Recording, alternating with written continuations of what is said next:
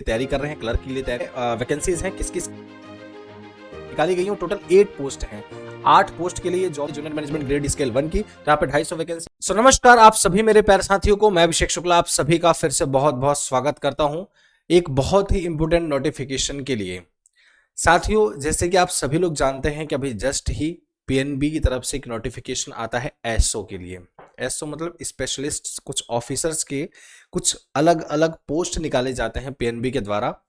आइए इस सेशन के अंदर हम उन्हीं पोस्ट के बारे में डिस्कशन करेंगे कि ऐसे कौन कौन से महत्वपूर्ण पोस्ट हैं जो कि पीएनबी के द्वारा निकाले गए हैं और कौन कौन से ऐसे बच्चे हैं जो इन पोस्ट के लिए अप्लाई कर सकते हैं, क्योंकि ऐसे बहुत बच्चे हैं जो यहाँ पे एसबीआई पीओ के लिए तैयारी कर रहे हैं, क्लर्क के लिए तैयारी कर रहे हैं, और साथ ही साथ ऐसे बहुत से लोग भी हैं जो ऑलरेडी एसबीआई पीओ में सिलेक्टेड हैं, मतलब जॉब कर रहे हैं और उसके बाद भी आप उस जॉब से अगर संतुष्ट नहीं है तो भी आप इन जॉब के लिए अप्लाई कर सकते हैं, क्योंकि एक अच्छे पोस्ट की जॉब है, एक ग्रेड 1 की जॉब है, स्केल 1 की जॉब है और अच्छी सैलरी भी है। तो आप सभी के पास अच्छी खासी अपॉर्चुनिटी अभी है जो आप अप्लाई कर सकते हैं। अप्रोक्स 350 वैकेंसीज यहाँ पे पीएनबी के द्वारा नोटिफाई किया गया है।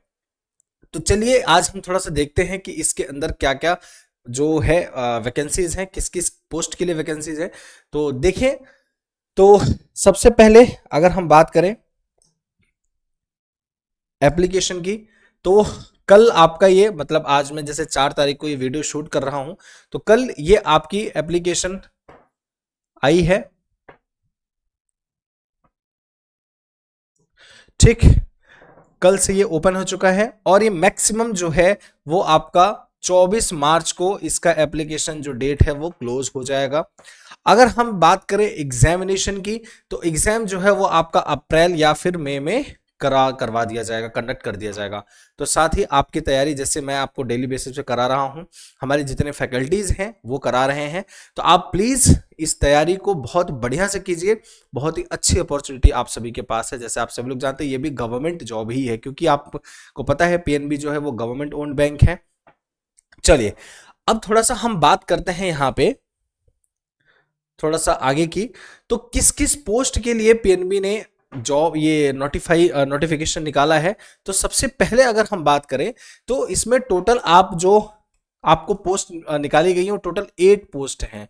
8 पोस्ट के लिए ये जॉब निकाला गया है और ये जो 8 पोस्ट है उसमें सबसे पहला जो पोस्ट है वो अगर हम देखें तो आपका क्रेडिट ऑफिसर या फिर कहें ऑफिसर क्रेडिट की जॉब है, जिसमें कहें तो जूनियर मैनेजमेंट ग्रेड स्केल 1 की जॉब है ये, जिसमें अप्रॉक्स आपके देख सकते हैं 250 वैकेंसीज हैं और आपका ये ग्रेड पे स्केल पे होने वाला है 48,480 से 2000, देख आप सभी लोग देख सकते हैं। तो ये आपका ग्रेड पे होने वाला है। और अगर हम बात करें ऑफिसर इंडस्ट्री, जिसमें आपका ये भी जूनियर मैनेजमेंट ग्रेड स्केल 1 की जॉब है, इसमें अप्रॉक्स 75 वैकेंसीज हैं, 75 सीट्स हैं। आप सभी लोग इसमें भी अप्लाई कर सकते हैं। जिस बच्चों को अपनी एलिजिबिलिटी जिसमें नजर आ रही है, क्योंकि अभी हम आगे एलिजिबिलिटी भी देखने वाले हैं कि किस पोस्ट के लिए क्या क्या एलिजिबिलिटी चाहिए, क्या क्या एक्सपीरियंस चाहिए या नहीं चाहिए, आप सभी के लिए ये पोस्ट दिए गए हैं। तो आप सभी अपने अकॉर्डिंग, अपने एलिजिबिलिटी के अकॉर्डिंग इन पोस्ट के लिए अप्लाई कर सकते हैं। फिर इसी तरीके से manager IT, senior manager IT, manager data scientist, senior manager data scientist, manager cyber security, senior manager cyber security, ये टोटल आपकी इतनी पोस्ट निकाली गई हैं, जिसमें 350 पोस्ट हैं और ये आपके स्केल पे हैं। तो बड़ा ही महत्वपूर्ण है ये आप सभी लोगों के लिए। अगर आप कोई भी बच्चा चाह रहा है पीओ के साथ साथ इनके लिए भी तैयारी करना, तो आप लोग कर सकते हैं। लेकिन उसके पहले अब हम ये देखते हैं इसका प्रोसेस क्या है अप्लाई करने का, सिलेक्शन प्रोसेस क्या है, और साथ ही साथ हम ये देखेंगे कि इसमें किस किस एग्जाम, कौन कौन से सब्जेक्ट पूछे जा रहे हैं, और यह भी देखेंगे क्या एज लिमिट होने वाली है। चलिए तो आगे बढ़े, तो हमें यहां पे देखने को मिलता है कि आप सभी लोगों को ये है, आप सभी के पास वैकेंसीज कौन कौन से कैटेगरी के लिए, यहां भी आप सभी लोग देख सकते हैं। ऑफिसर क्रेडिट अगर हम बात करें जूनियर मैनेजमेंट ग्रेड स्केल 1 की, तो यहाँ पे 250 वैकेंसी है, जिसमें आपके एससी के लिए 37, 18, ओबीसी के लिए 67, ईडब्ल्यूसी के लिए 25 और अनरिजर्व्ड के लिए 103। ठीक है, तो ये आपके पास वैकेंसी की डिटेल्स हैं, जिसमें आप सभी लोग देख सकते हैं किस तरीके से अकॉर्डिंग टू द आप सभी लोग सिचुएशंस देख सकते हैं SC ST OBC AWS unreserved में किस तरीके से कौन कौन से पोस्ट के लिए यहाँ पे दिए गए हैं, कितने वैकेंसीज। ठीक, अगर हम इसके साथ ही साथ अगर हम बात करें इसमें आपकी वैकेंसीज एलिजिबिलिटी क्राइटेरिया, तो सिंपल सी बात है, वही आपके पास इंडिया के सिटीजन होने चाहिए, नेपाल भूटान ये सारी चीजें आपके पास यहां दी गई हैं। लेकिन थोड़ा सा अगर हम इसमें देखें एज क्वालिफिकेशन,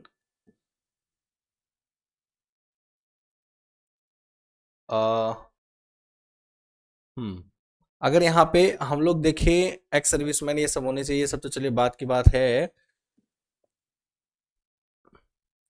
बेटा देखिए, ये ध्यान रखिए, जो भी बच्चे हैं इस फॉर्म को जरूर फिल करें, क्योंकि ये पोस्ट जो है ना वो स्केल 1 की है, तो आप सभी के लिए बड़ा महत्वपूर्ण पोस्ट है। जो भी बच्चे अप्लाई कर रहे हैं ये बात ध्यान रखिए, कोई भी बच्चा ऐसा छूटे ना।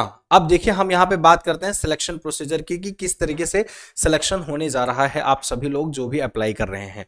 इसमें सबसे पहले अगर देखिए तो यहाँ पे आप सभी लोगों का ऑनलाइन रिटन टेस्ट होगा, ठीक है, और एक इंटरव्यू होगा, और क्या होगा, एक आपका पर्सनल इंटरव्यू होगा, PI होगा। क्लियर है, यहां पे देख सकते हैं एक ऑनलाइन रिटन टेस्ट होगा और एक आपका पर्सनल इंटरव्यू टेस्ट होगा, सॉरी पर्सनल इंटरव्यू होगा। अब यहां पे देखें तो ये जो पार्ट 1 है, यहां पे दो तरीके का ऑनलाइन टेस्ट है। देखिए एक ये जो पार्ट 1 है साथियों, ये पार्ट 1 के अंदर reasoning, English and quant aptitude ये पूछा जा रहा है, जो कि सभी जो बच्चे कोई भी पोस्ट के लिए अप्लाई कर रहा है, मतलब ये सभी पोस्ट के लिए ये पेपर 1 या फिर कहें पार्ट 1 जो देना कंपलसरी है। ध्यान रखिएगा, ये जो पार्ट 1 है ये देना आप सभी के लिए मैंडेटरी है। क्या है? मैंडेटरी है सभी के लिए, जो भी किसी भी पोस्ट के लिए अगर अप्लाई कर रहा है। और साथ ही साथ आप सभी को ये पार्ट 1 जो है वो सभी को क्वालिफाई करना पड़ेगा। क्या करना पड़ेगा? क्वालिफाई करना पड़ेगा, तभी आप सभी का जो पार्ट 2 का पेपर है प्रोफेशनल नॉलेज, मतलब जिस पोस्ट के लिए आप अप्लाई कर रहे हैं उसके अकॉर्डिंग जो आपका प्रोफेशनल नॉलेज होगा उसका पार्ट 2 का पेपर है, जो कि आपका 50 नंबर का होगा। क्लियर है? सॉरी 50 क्वेश्चन है, 100 नंबर का होगा। और पार्ट 2 का पेपर तभी चेक किया जाएगा जब आप पार्ट 1 को क्वालिफाई कर चुके होंगे। समझ में आ रही है बात? तो ये सबके लिए पार्ट 1 सबको देना पड़ेगा, और पार्ट 2 तभी चेक किया जाएगा जब आप पार्ट 1 क्वालिफाई कर लिए होंगे, जो आपका वो होगा क्या बोलते हैं, जिससे आपका पार्ट 2 आपका तभी चेक किया जाएगा। यहां तक क्लियर है आप सभी को? तो आप देख सकते हैं ये reasoning, English, quant and professional knowledge, ये आपके दो तरीके से पेपर किए जाएंगे, पार्ट 1 एंड पार्ट 2। सभी लोग फोकस कीजिएगा इस चीज पे, इस पे तीनों पे आपके सेलेक्टिव कट ऑफ हैं। इसके भी कट ऑफ अलग आएगा, इसका अलग, इसका अलग, मतलब ये तीनों ही जो आपके सब्जेक्ट्स हैं तीनों में ही आपके कट ऑफ आने वाले हैं। तो इस बात को आप सभी लोग ध्यान रखिएगा। क्वेश्चन की बात करें तो रीजनिंग से 25 क्वेश्चन आएंगे, 25 मार्क्स, इंग्लिश के 25 क्वेश्चन आएंगे, 25 मार्क्स, और इसी तरीके से क्वांट की देखें तो 50 क्वेश्चन आएंगे और 50 मार्क्स के होंगे। और प्रोफेशनल नॉलेज की बात करें तो आपके पास 50 क्वेश्चन और 100 मार्क्स का होगा। पेपर कितने घंटे का होगा सर? 2 घंटे का पेपर होगा, ये बात ध्यान रखिए। जैसे ही आप इस कट ऑफ के थ्रू क्वालिफाई कर जाते हैं इस ऑनलाइन टेस्ट को, फिर आपको पर्सनल इंटरव्यू के लिए बुलाया जाएगा। क्लियर यहां तक? तो ये आपकी रही बात सिलेक्शन प्रोसीजर की। काफी अच्छी पोस्ट है, तो आप सभी लोग प्लीज इसके लिए अप्लाई करें। यहां पे अगर देखें, अच्छा इसको मैं थोड़ा सा लास्ट में बताता हूं, जो मैं बताने वाला था आप सभी को थोड़ा सा लास्ट में बताऊंगा, सो दैट कि आप सभी लोगों को, ये आपके सेंटर्स हैं, यहां पे आप सभी लोग अपने अकॉर्डिंग जो भी आपके लिए कन्वीनियंट लगे उस सेंटर के लिए आप अप्लाई कर सकते हैं। अब थोड़ा सा अगर हम बात करें, देखिए आप सभी के जो हेड ऑफिस होता है ना, इनके PNB के जो हेड ऑफिस है वहां पे सीधे आपके जैसे क्रेडिट ऑफिसर हो गए, जैसे आपके इंडस्ट्री ऑफिसर हो गए, इन लोगों की जो जॉब लगती है सीधे आपके प्रोजेक्ट अप्रेजल के अंदर एक बड़ा इनका कंप्लीट विंग होता है, तो उसमें डायरेक्टली इनका हेड ऑफिस में जॉब लगती है। ऐसा भी ऑप्शन इनके पास होता है, ठीक है, चाहे वो मिड कॉर्पोरेट हुआ, चाहे आपका लार्ज कॉर्पोरेट हुआ, उसमें भी इनकी जॉब लग सकती है। तो काफी अच्छा आपके पास अपॉर्चुनिटी है इस जॉब के अंदर अप्लाई करने के लिए। और अगर हम बात करें आपकी एज कैटेगरी के लिए, सॉरी एप्लीकेशन फी जो है वो अगर देखें तो SC ST के अंदर जो इस कैटेगरी के अंदर आता है उनका सिर्फ और सिर्फ ₹50 प्लस 18% जीएसटी के साथ 59 रुपीज टोटल लगने वाला है। और अगर हम बात करें जो अदर कैटेगरी के आते हैं, चाहे वो आपके जनरल कैटेगरी, अनरिजर्व्ड कैटेगरी जो है, उसके लिए ₹1180 का आपका विद जीएसटी के साथ आपका फी होने वाला है एप्लीकेशन का। क्लियर है? अब यहां पे थोड़ा सा देख सकते हैं कैसे आपको अप्लाई करना है। वो आप सभी लोग, आपके पास जो नॉर्मल किसी भी एग्जाम के लिए आप डॉक्यूमेंट्स जो रिक्वायरमेंट होते हैं वो डॉक्यूमेंट्स आपको यूज करने हैं। अब यहाँ पे ना थोड़ा सा हम लोग देखते हैं कि कौन से पोस्ट के लिए किस तरीके का आपका वो होना चाहिए, क्वालिफिकेशन एलिजिबिलिटी क्या होनी चाहिए। ठीक है, क्योंकि ये ज्यादा बच्चों को दिक्कत होती है कि सर मैं इस पोस्ट के लिए अगर मैं जाना चाहूं तो कौन सी आप मेरी क्वालिफिकेशन क्या होनी चाहिए। अच्छा, इसको एक चीज और देख ले हम थोड़ा सा, नोटिस पीरियड वाला कहाँ गया, हाँ ये रहा। अगर हम बात करें mid management grade scale 3rd की बात करें, तो अगर कोई व्यक्ति बॉन्ड पीरियड 5 साल से पहले छोड़ता है या नोटिस पीरियड, आपको 3 लाख रुपए पे करना पड़ जाएगा बैंक को। और अगर ग्रेड 2 की बात करें तो आपको 2 लाख 3 साल के लिए ग्रेड वो है नोटिस पीरियड। और आपका जूनियर मैनेजमेंट ग्रेड स्केल 1 की बात करें तो आपका 1 लाख रुपए जो कि 3 साल के लिए है। क्लियर, कोई दिक्कत तो नहीं है। सिबिल स्कोर जो है वो आपका 680 रुपए अप्रोक्स 680 या 680 से ऊपर होना चाहिए, रुपए नहीं, सिबिल स्कोर। ठीक, क्लियर है यहां तक? किसी प्रकार की कोई दिक्कत तो नहीं? कहां गए भाई, आ जाओ। जो मेन चीज है, बच्चे जिस चीज का वेट कर रहे हैं वो ये है। चलिए थोड़ा सा ना इसको हम डिस्कस करते हैं। चलिए, तो होप सो आप सभी को दिख रहा होगा। ठीक, सबसे पहले बात करें क्रेडिट ऑफिसर की। ठीक है, सबसे पहले आप बात करें अगर क्रेडिट ऑफिसर की, जो कि जूनियर मैनेजमेंट ग्रेड स्केल 1 की जॉब है, इसमें जो एज लिमिट है वो आपकी 21 से 30 के बीच में होनी चाहिए। ठीक है, मिनिमम आपकी 21 साल से लेकर और मैक्सिमम आप 30 साल के अंदर में होने चाहिए। अगर जो रिजर्व्ड कैटेगरी के आते हैं उनका अलग है। ठीक, अब अगर हम बात करें इनके एजुकेशनल क्वालिफिकेशन की, तो जो भी क्रेडिट ऑफिसर पोस्ट के लिए अप्लाई कर रहे हैं, या तो वो सीए होने चाहिए जो कि आईसीएआई के द्वारा रजिस्टर्ड होनी चाहिए, और या बात करें आईसीडब्ल्यूए होने चाहिए, ये भी आईसीएआई के द्वारा, या फिर आपके सीएफए होने चाहिए आपके यूएसए के द्वारा।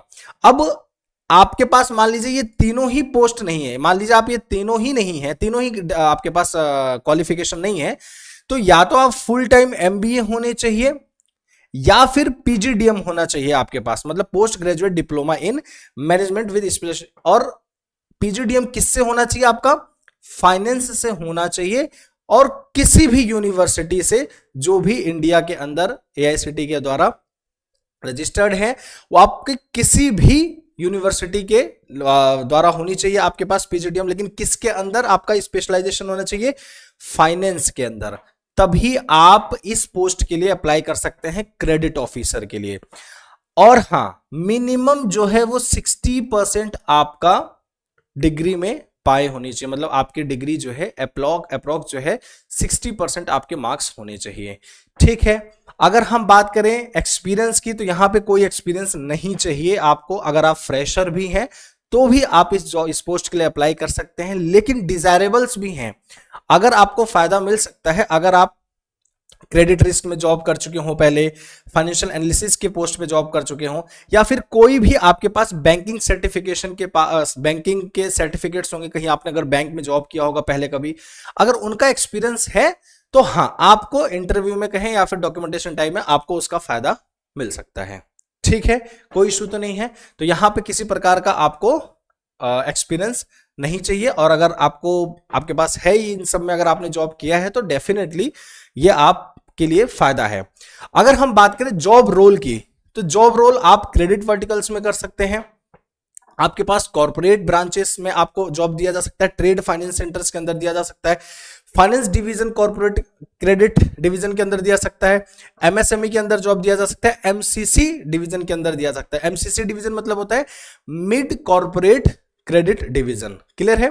तो इसके अंदर भी आपको जॉब दिया जा सकता है। तो ये कुछ आपके जॉब प्रोफाइल्स हुए। अब हम बात करें, अगर आप जो भी बच्चे इंडस्ट्री ऑफिसर के लिए अप्लाई करना चाह रहे हैं, ठीक है, इंडस्ट्री ऑफिसर के लिए अप्लाई करना चाह रहे हैं, एक्चुअली इनका काम क्या होता है पहले ध्यान से समझिए। इंडस्ट्री ऑफिसर का मेजरली काम ये होता है कि एक्चुअली में ये टीईवी पे काम करते हैं। किस पे काम करते हैं? टीईवी जानते हैं क्या होता है? टेक्नो इकोनॉमिक वैल्यूएशन पे काम करते हैं। ठीक है, इस पे क्या होता है कि ये कोई भी जैसे बड़े बड़े इंडस्ट्री, जैसे छोटे मोटे लोन की बात नहीं कर रहा हूं, जो बड़े बड़े इंडस्ट्री होते हैं वो जब इन बैंकों से लोन प्रपोजल के लिए आते हैं कि हमें लोन चाहिए, तो जो इंडस्ट्री ऑफिसर्स हैं वो जाके इन इंडस्ट्री का टीईवी देखते हैं कि भाई ये लोन इनको हम दिया जाए या नहीं दिया जाए, तो इनका टीईवी चेक किया जाता है। ठीक है, उसके बाद ये अप्रूव किए जाते हैं कि इनको लोन देना है या फिर नहीं देना है। जब ये चीज इनके अप्रूव किया जाता है, फिर ये इंडस्ट्री ऑफिसर जो है वो भेजता है ब्रांच में, तो वहां से अप्रूवल इनको अगर मिलता है तब जाके इनको लोन दिया जाता है। ये बड़े बड़े लोन की बात कर रहा हूं, जो बड़े बड़े इंडस्ट्रियलिस्ट होते हैं, चाहे कोल इंडस्ट्री हो गया, इलेक्ट्रिसिटी इंडस्ट्री हो गया, तो बड़े बड़े जो इंडस्ट्री है उनकी बात कर रहा हूं मैं। माइनिंग इंडस्ट्री हो गया, तो जब बड़े इंडस्ट्री लोन की डिमांड करते हैं तो उनके लिए ये इंडस्ट्री ऑफिसर्स होते हैं। यहां तक क्लियर है आप सभी को? अब इस पोस्ट के लिए जो अप्लाई करना चाहते हैं साथियों, ध्यान रखिए, आपके पास हाँ यहां पे मैंडेटरी है, या तो फिर उनकी जो डिग्री है वो बीई मतलब बैचलर ऑफ इंजीनियरिंग में होना चाहिए, नहीं बैचलर ऑफ इंजीनियरिंग में तो या तो बीटेक होना चाहिए। और बीटेक किस में होना चाहिए? सिविल से हो तो भी चलेगा, इलेक्ट्रिकल से हो तब भी चलेगा, मैकेनिकल हो, टेक्सटाइल हो, माइनिंग हो, केमिकल हो, प्रोडक्शन हो, metallurgy, electronics and communication, electronics and telecommunication, computer science या आईटी, किसी भी पूरे जो भी आपके यूनिवर्सिटी एआईसीटी से रजिस्टर्ड है, किसी भी गवर्नमेंट आपके जो भी एआईसीटी से रजिस्टर्ड है यूनिवर्सिटी, तो ये बात ध्यान रखिएगा। और हाँ, इसके लिए भी या तो अगर आप सीजीपीए आपका देखेंगे अप्रोक्स 60% मार्क्स होना ही चाहिए।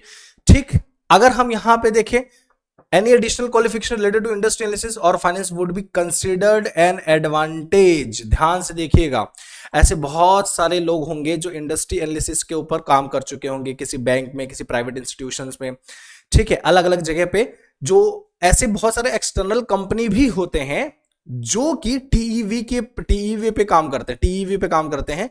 तो ऐसे बहुत सारे इंडस्ट्री एनालिसिस या इंडस्ट्रियल ऑफिसर होते हैं, इंडस्ट्री ऑफिसर होते हैं जो इन प्राइवेट कंपनी पे ऑलरेडी काम कर चुके होते हैं।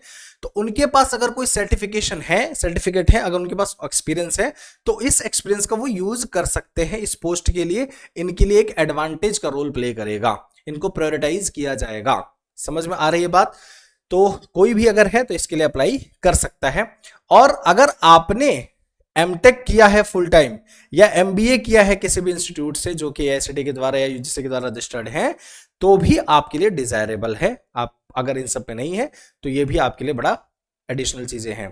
तो ये बात ध्यान रखिएगा आप सभी लोगों को, किसी प्रकार की कोई दिक्कत तो नहीं है। फुल टाइम की ये जॉब है, 2 साल आपके पास सबसे पहले इस कोर्स को करने में लगेगा। ठीक है, यहां पे आपको जब रखा जाएगा, तो इसके बाद अब हम बात करते हैं, ये थोड़ी सी अब अलग अलग पोस्ट के, फिर आईटी मैनेजर की अलग अपनी पोस्ट है, और फिर इसके बाद सीनियर मैनेजर आईटी की अलग पोस्ट, क्या क्वालिफिकेशन है इनके लिए आप सभी लोग देख सकते हैं। पीडीएफ आप सभी लोगों को मिल जाएगा। ठीक है, ध्यान रखिएगा, पीडीएफ आपको लिंक में, कमेंट में आप सभी लोगों को पीडीएफ की लिंक दे दी जाएगी, जिससे आप सभी लोग डाउनलोड कर सकते हैं और भी इसकी डिटेलिंग ले सकते हैं। लेकिन जो मेजरली मैं आपको यहां पे बताने आया हूं वो आपको इंडस्ट्रियल ऑफिसर और आपके क्रेडिट ऑफिसर के लिए बताने आया हूं, इसलिए इस सब की जानकारी पूरी नहीं दे रहा हूं। क्यों? क्योंकि इसमें पोस्ट की वैकेंसीज भी ज्यादा हैं। अगर हम बात करें आपके क्रेडिट ऑफिसर की, तो अप्रोक्स 250 वैकेंसी है। और अगर हम बात करें इंडस्ट्रियल ऑफिसर की, तो ये आपके पास कितनी वैकेंसी है? अप्रोक्स 75 वैकेंसी है। तो आपके लिए काफी बेनिफिशियल है। तो आप सभी लोग इसका, इसलिए मैंने मेजरली इस पोस्ट के लिए बताया, आप इस पोस्ट के लिए अप्लाई कर सकते हैं। अब अगर हम बात करें तो ये रही कुछ इंफॉर्मेशन, आप सभी लोग अपने अकॉर्डिंग इसको देख सकते हैं। इसके बाद अपना फॉर्म फिल कर सकते हैं। तो अपनी तैयारी में थोड़ी सी मजबूती लाने के लिए आप हमारे चैनल पर डेली बेसिस पे करंट अफेयर्स हो रहे हैं, आप उनको ज्वाइन कर सकते हैं।